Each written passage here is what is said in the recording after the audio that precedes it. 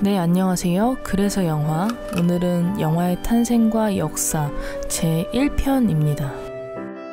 여러분, 세계를 관통하는 가장 빠르고 영향력 있는 교통수단은 무엇일까요?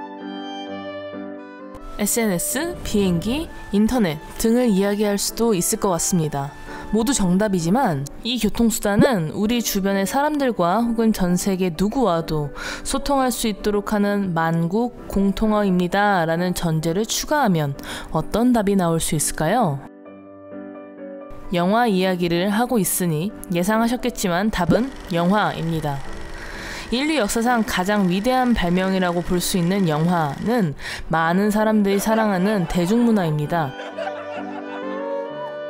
2019년 기준 국내 누적 관객 수는 약 2억 2,688만 명으로 천만 영화만 5편을 기록했다고 합니다. 국민 1인당 평균 영화 관람 횟수가 4.3회 정도로 세계 2위 수준이라고 합니다. 영화관에서만 영화를 보는 게 아니고 TV로도 보고 OTT 서비스 등을 통해서 보는 영화까지 합쳐본다면 한 해 1인당 영화 관람 횟수는 적게는 10편, 많게는 몇백 편을 관람하는 분들도 많이 계실 것 같습니다. 그만큼 우리에게는 뗄래야 뗄 수 없는 것이 바로 영화일 텐데요. 영화가 어떻게 탄생했고 우리가 지금 보고 있는 영화는 어떤 역사를 가지고 발전하고 변화해왔는지 알고 나서 영화를 보면 훨씬 더 재밌게 영화를 관람하실 수 있을 것입니다. 영화는 여타 예술들에 비해 역사가 매우 짧은 편이지만 전 세계인이 가장 사랑하는 예술로 여겨집니다. 이 강력한 매체는 예술, 산업, 기술 및 정치의 교차점에 있는 문화의 중심에 자리를 잡았습니다. 가장 먼저 영화라는 단어에 대해 알아보겠습니다.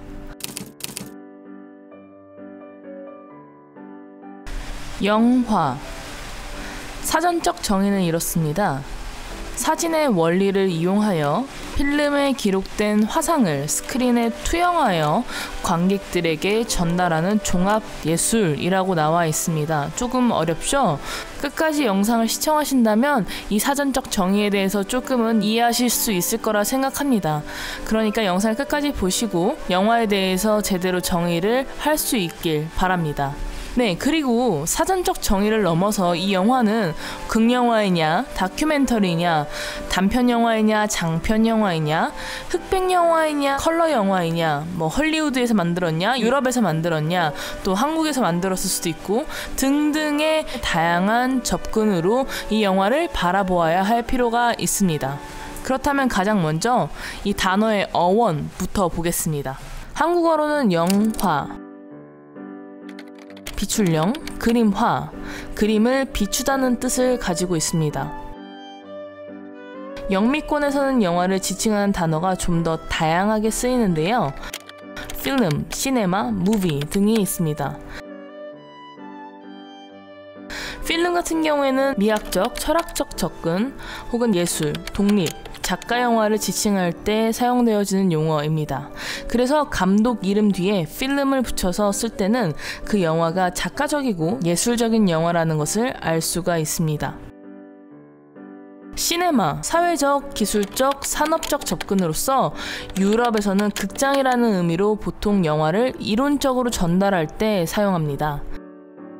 영화 이론을 공부할 때 시네마 스터디라고 하는 것을 예로 들어볼 수 있겠습니다. 그 다음으로는 무비, 우리가 제일 잘 아는 단어일 텐데요.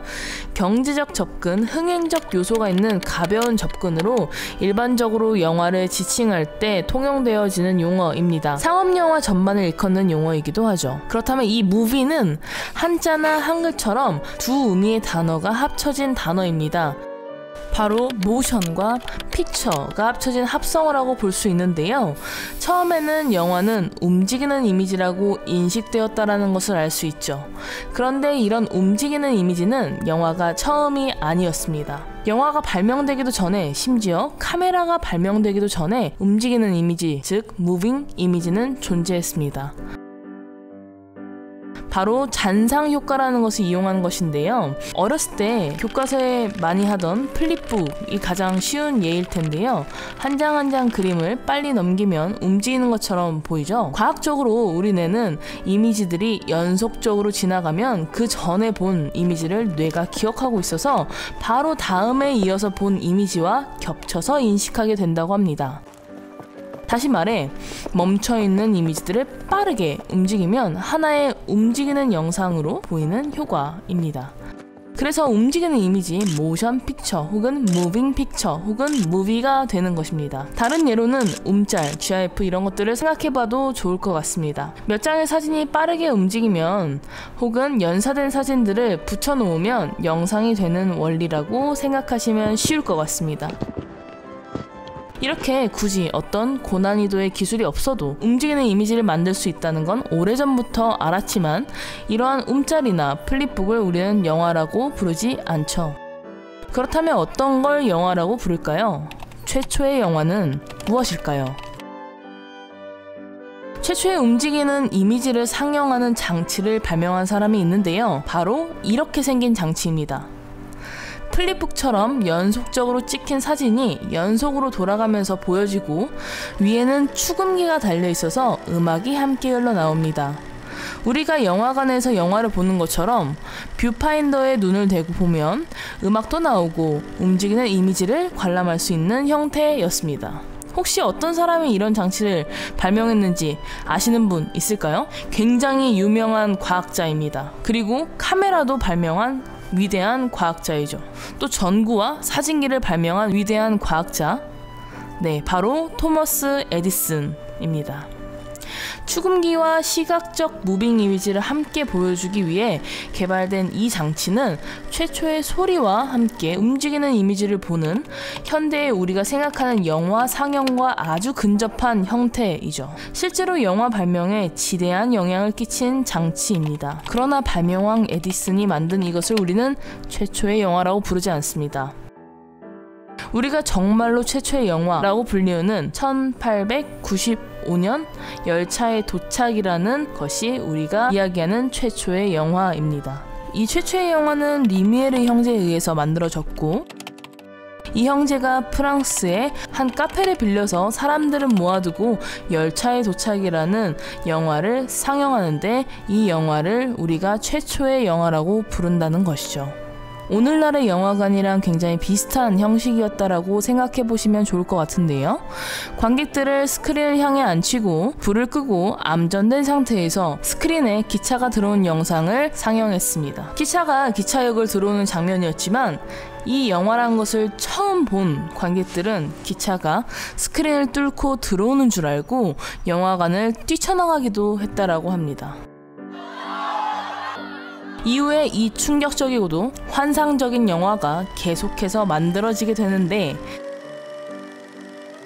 처음에는 서커스 공연이나 연극 공연 막간의 맛보기로 이 영화를 틀어주었고 점차 영화의 길이도 길어지고 영화의 이야기가 가미되고 영화적 효과나 장치를 발명하면서 영화 시장이 엄청나게 커지게 됩니다.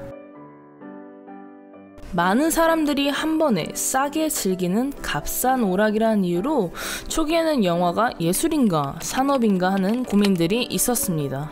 또 한편으로는 영화가 지나치게 대중적이기 때문에 국가 권력에 포섭되어 국가 선전도구로 사용되었기 때문에 영화가 예술로서 쉽게 인정받지는 못했는데요.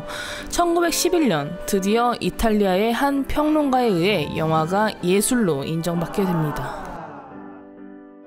이 평론가가 영화를 제7의 예술이라고 언급했기 때문인데요. 영화는 6가지 전통예술 다음으로 등장한 7번째 예술이라는 의미였습니다.